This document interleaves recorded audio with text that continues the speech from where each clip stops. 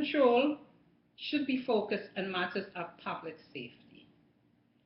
Do you know 15 out of 25 of the most violent gun-related crime historically has occurred in the United States?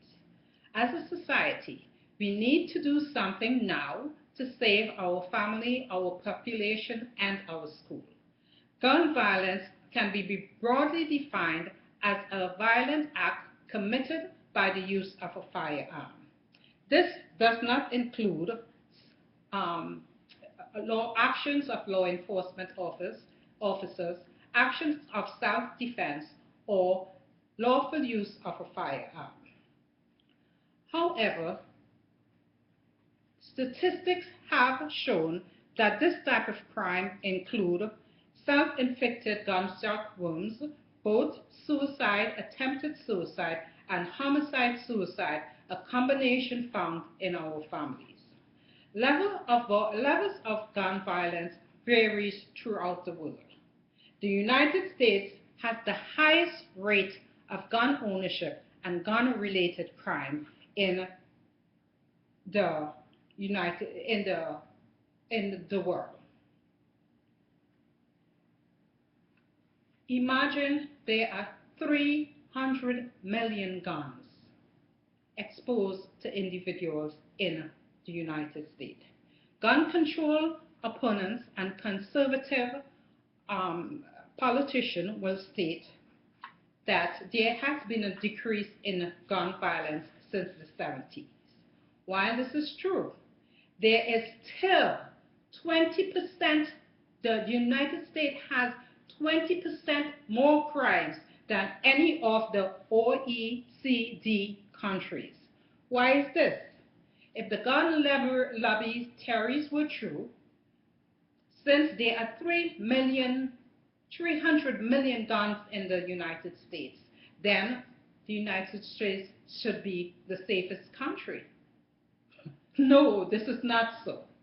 Just imagine, no other country has this set of gun violence.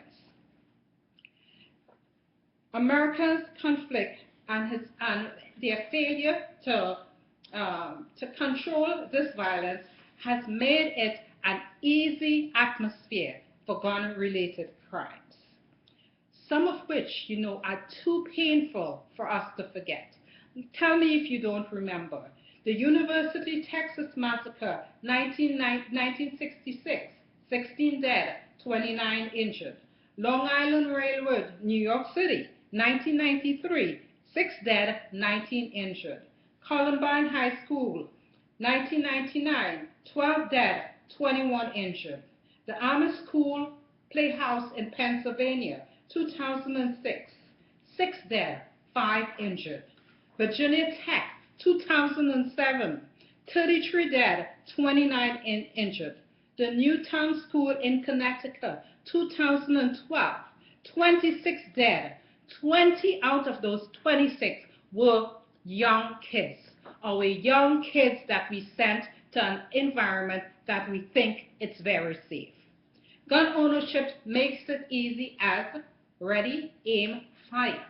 There's no leverage between an argument and the use of a gun. Throughout the years, legislative proposals have restricted the availability of firearms and have raised questions such as, does gun violence constitute crime control? Yes, I would say. What do you think? Can a nation rate of homicide, robbery, and assault be reduced by stricter firearms? I would say yes again. You think about it. With our household, street corners, and schoolyards, this should be less lethal if firearms were more expensive and difficult to find. Yes, I would say. Our opponent will indicate that the Constitution says the right to bear and keep firearms should not be infringed. And the use of a firearm and ownership of a firearm cannot be regulated in any way. Tell me something. Do you believe this?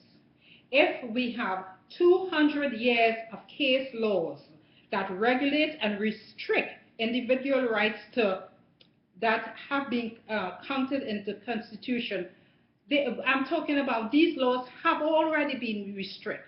For example, all citizens have a right to vote. That right, however, is restricted in the sense that you have to be a certain age to vote. You must register. You must follow the voting laws. Another example, freedom of speech. Yes, we are free to speech. Can individuals go into the crowded theater and yell fire? This cannot happen. We have regulations in place to address these issues. Our armed forces do not storm into battle wielding bats and knives. No, they use firearms because firearms are the most effective way